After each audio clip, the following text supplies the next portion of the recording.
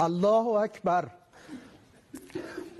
الله اکبر، الله اکبر. من المؤمنین رجال صدقوا ما عاهدوا الله علیه فمنهم من قضى نحبه و منهم من ینتظر و ما بدلوا تبدیلا. انا لله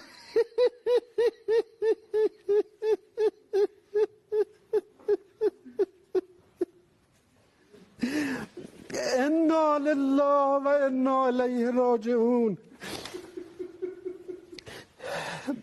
بعد از عمری مجاهدت حسینی و دائمی و خستگی ناپذیر، روح بلند و ملکوتی کوه نستوه ولایت، پدر مهربان امت، رهبر و امام مسلمین، حضرت آیت الله العظما سید علی حسینی خامنه‌ای در راه سربلندی حرم جمهوری اسلامی ایران شهد گوارای شهادت را نوشیدند و به ملکوت اعلی پیوستند.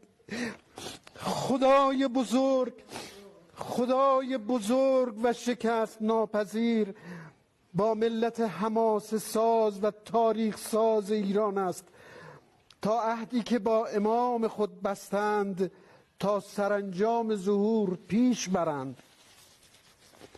یقینا در این برهه تاریخی قطب عالم امکان حضرت بقیت الله الاعظم ارواحنا لتراب مقدم الفدا مولای ما ملت مظلوم و مقتدر خود را کفایت می کند تا با تبعیت تام از ولی فقیه شرعی و قانونی مسیر باقی مانده تا قله سربلندی را با وحدت و اقتدار به پایان رسانند و پرچم این انقلاب را به دستان با کفایت ایشان تقدیم کنند.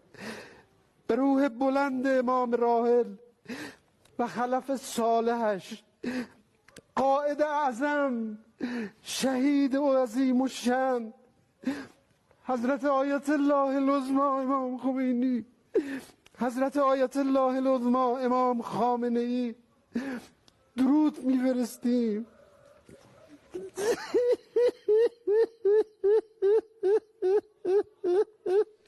ای